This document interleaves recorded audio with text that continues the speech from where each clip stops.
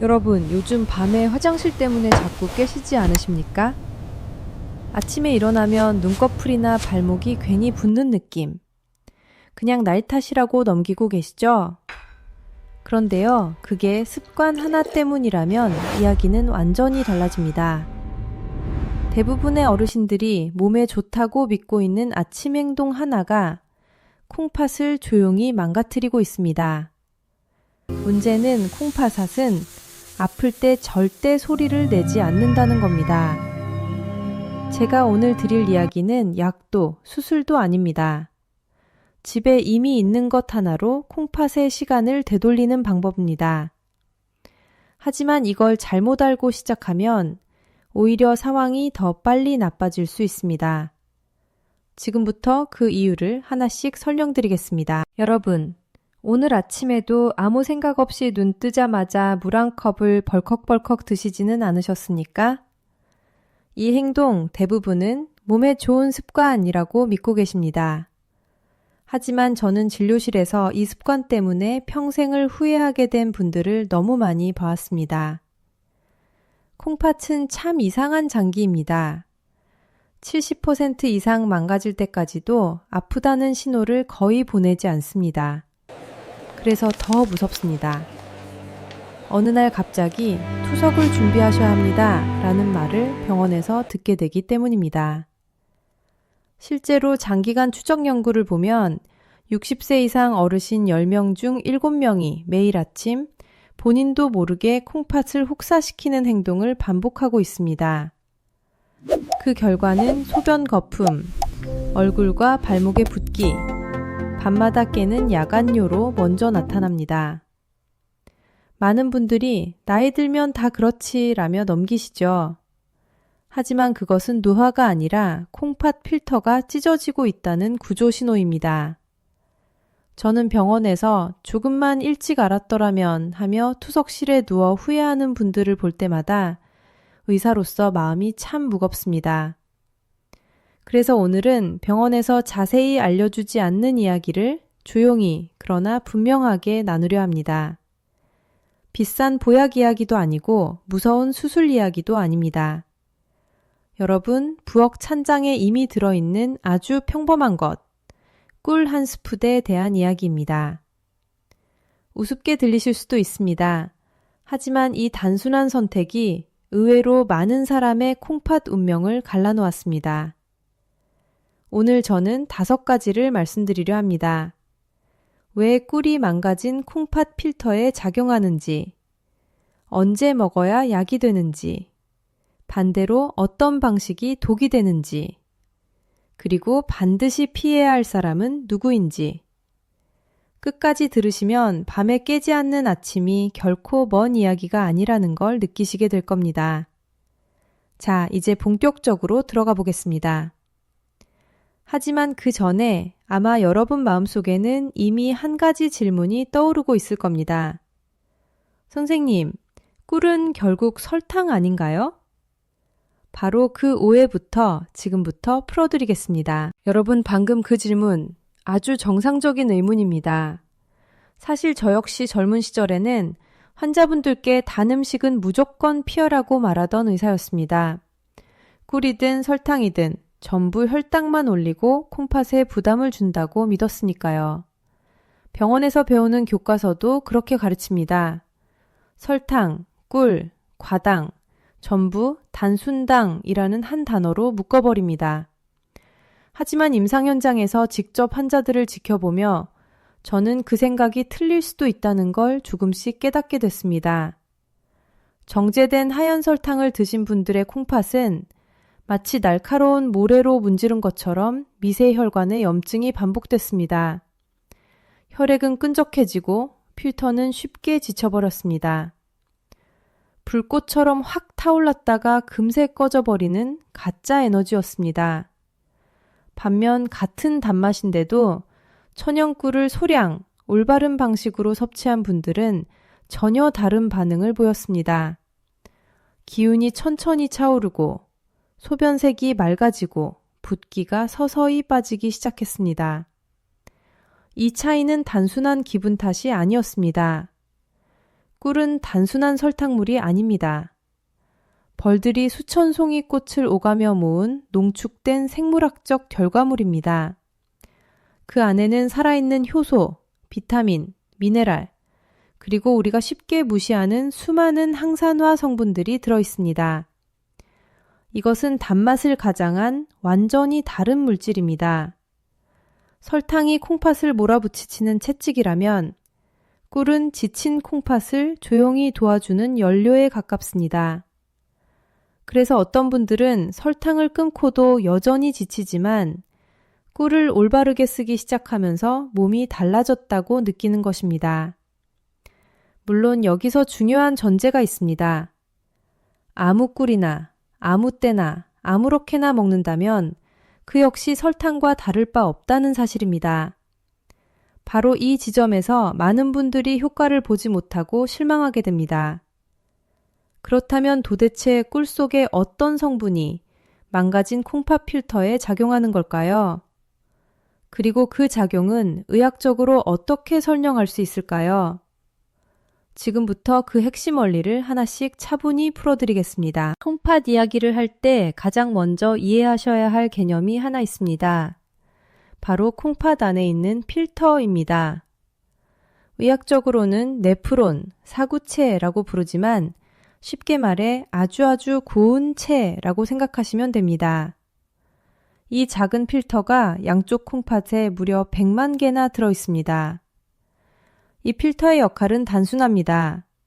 혈액 속 노폐물은 밖으로 내보내고 몸에 필요한 단백질과 영양분은 다시 붙잡아두는 일입니다. 그런데 나이가 들고 혈압과 혈당이 흔들리기 시작하면 이 필터 표면에 눈에 보이지 않는 염증과 활성산소가 들러붙기 시작합니다. 마치 오래된 수도관 안쪽에 녹이 슬어가는 것처럼 말입니다. 필터가 이렇게 상하면 구멍이 넓어지거나 찢어지고 원래는 남아있어야 할 단백질이 소변으로 새어나갑니다. 아침 소변에 거품이 많아지는 이유가 바로 여기에 있습니다. 이때 대부분의 분들은 물을 덜 마셔서 그런가 보다, 컨디션이 안 좋아서 그렇다며 넘기십니다. 하지만 그 순간에도 콩팥 필터는 조용히 무너지고 있습니다. 바로 이 지점에서 꿀 속에 들어있는 첫 번째 힘이 작동합니다. 꿀에는 플라보노이드와 폴리페놀이라는 강력한 항산화 성분이 들어있습니다. 이 성분들은 혈관을 따라 이동해 콩팥의 미세한 필터에 달라붙은 염증과 활성산소를 정리해줍니다. 쉽게 말해 녹슨 필터를 문지르지 않고 부드럽게 씻어내는 청소부 역할입니다. 두 번째는 에너지 문제입니다. 콩팥은 심장 다음으로 에너지를 많이 쓰는 장기입니다. 그런데 밥이나 빵처럼 소화 과정이 복잡한 음식은 오히려 콩팥에 찌꺼기 부담을 남깁니다. 반면 꿀은 이미 벌에 의해 잘게 분해된 단당류 형태라 소화 과정 없이 바로 흡수됩니다. 콩팥 세포가 즉시 가져다 쓸 수 있는 아주 깨끗한 연료인 셈입니다. 마치 매연 가득한 연료 대신 정제된 에너지를 공급받은 것처럼 콩팥의 일 효율이 조용히 회복됩니다. 그래서 붓기가 빠지고 몸이 가벼워졌다고 느끼는 분들이 점점 늘어나는 것입니다. 세 번째는 많은 분들이 놓치는 부분입니다. 노년기의 콩팥을 망가뜨리는 숨은 원인 중 하나가 반복되는 요로 감염입니다. 꿀에는 자연적으로 생성되는 항균작용 성분이 있어 세균이 자라기 어려운 환경을 만듭니다. 강한 항생제처럼 공격하지 않으면서도 조용히 방어막을 세워주는 방식입니다. 이렇게 꿀은 염증을 정리하고 에너지를 공급하고 감염 부담을 줄이는 세 가지 방향에서 콩팥을 동시에 돕습니다. 하지만 여기서 가장 중요한 질문이 남습니다. 그렇다면 언제 먹어야 이 작용이 제대로 나타나는가? 바로 그 타이밍이 콩팥의 운명을 가릅니다. 지금부터 꿀이 약이 되는 시간과 독이 되는 시간을 명확히 구분해 드리겠습니다. 이제 많은 분들이 이렇게 물으실 겁니다. 선생님, 그럼 꿀은 언제 먹어야 가장 좋습니까? 아무리 좋은 것도 때를 모르고 쓰면 몸을 돕지 못합니다. 산삼도 잘못 먹으면 독이 되고, 물도 타이밍이 맞지 않으면 콩팥을 놀라게 합니다. 제가 수년간 환자분들을 지켜보며 가장 차이가 뚜렷했던 꿀 섭취의 시간대는 딱 3번이었습니다. 첫 번째는 아침에 눈을 뜨자마자 공복 상태일 때입니다. 밤새 우리는 물 한 모금도 마시지 못한 채 콩팥을 혹사시킵니다. 혈액은 끈적해지고 콩팥은 지쳐 있습니다. 이때 차가운 물을 벌컥 들이키면 콩팥은 순간적으로 수축하며 큰 스트레스를 받습니다. 가장 좋은 방법은 체온과 비슷한 미지근한 물에 꿀 한 스푼을 풀어 천천히 마시는 것입니다. 이 한 잔이 밤새 쌓인 찌꺼기를 부드럽게 씻어내며 콩팥을 깨우는 시동 역할을 합니다. 두 번째는 점심 식사 후 몸이 나른해지는 오후 시간입니다. 이 시간에 많은 분들이 습관처럼 믹스커피를 찾으시죠. 하지만 카페인은 이뇨작용으로 수분을 빼앗고 설탕과 프림은 혈액을 더 끈적하게 만듭니다. 이때 커피 대신 따뜻한 꿀차 한 잔을 드셔보십시오. 급격한 혈당 변동 없이 에너지를 채워주고 콩팥이 다시 숨을 돌릴 여유를 만들어줍니다. 여기에 레몬 한 조각을 더하면 피로와 결석 예방에도 도움이 됩니다. 세 번째는 잠자리에 들기 1시간 전입니다. 많은 분들이 이 말을 듣고 고개를 젓습니다. 밤에 마시면 화장실 더 가는 거 아닙니까? 하지만 문제는 소변의 양이 아니라 에너지 부족입니다. 밤에 자주 깨는 분들 중 상당수는 몸이 불안해져 스스로 잠을 깨우는 경우가 많습니다. 이때 아주 소량의 꿀은 간에 에너지를 저장해 뇌를 안심시키고 깊은 잠으로 들어가게 돕습니다. 깊은 잠이 들면 자연스럽게 소변도 줄어듭니다. 아침에는 씻어내기 위해, 오후에는 채워주기 위해, 밤에는 쉬게 하기 위해 이 3가지 시간대를 기억하시면 꿀은 약이 됩니다. 하지만 여기서 끝이 아닙니다. 아무리 타이밍이 맞아도 많은 분들이 치명적인 실수를 반복하고 있습니다. 다음 이야기는 반드시 알고 계셔야 합니다. 이 실수 하나로 콩팥이 더 빨리 망가지는 경우를 저는 수도 없이 봐왔습니다. 지금부터 그 이야기를 드리겠습니다. 여기까지 들으신 분들 중에도 이미 효과를 망치고 계신 분들이 적지 않습니다. 왜냐하면 꿀이 좋다는 말만 믿고 가장 중요한 기본을 놓치고 있기 때문입니다. 지금부터 말씀드릴 3가지 실수는 제가 실제로 응급실과 병동에서 반복해서 목격한 장면들입니다. 첫 번째 실수는 펄펄 끓는 뜨거운 물에 꿀을 타서 드시는 것입니다. 속이 풀릴 것 같다는 이유로 아주 뜨거운 물을 사용하시는 분들이 많습니다. 하지만 꿀 속에 들어있는 살아있는 효소와 항산화 성분은 열에 매우 약합니다. 60도를 넘는 순간 그 좋은 성분들은 대부분 파괴됩니다. 이 상태의 꿀은 콩팥을 돕는 약이 아니라 그냥 당분 덩어리에 불과합니다.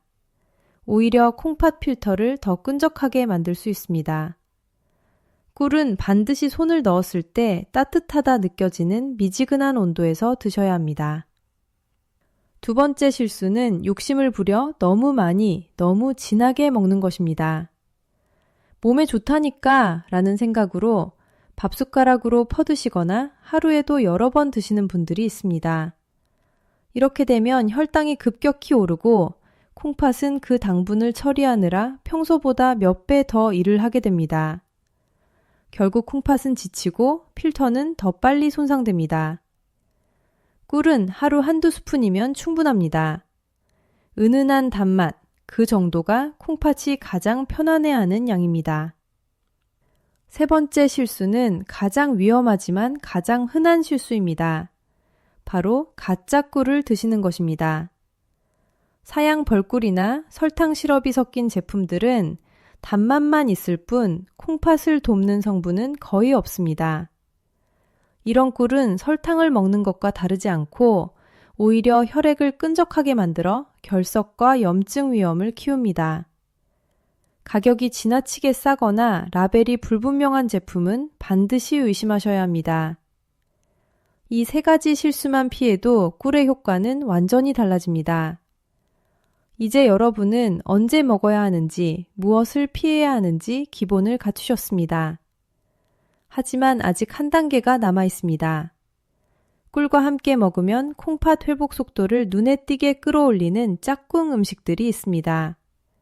다음 이야기를 들으시면 왜 어떤 사람은 변화를 빠르게 느끼고 어떤 사람은 그렇지 않은지 분명히 이해하게 되실 겁니다. 이제 꿀을 어떻게 먹어야 하는지는 충분히 이해하셨을 겁니다.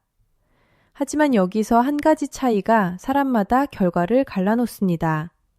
바로 꿀과 함께 무엇을 더하느냐입니다. 꿀은 혼자서도 충분히 좋지만 궁합이 맞는 재료를 만나면 콩팥을 돕는 힘이 눈에 띄게 커집니다.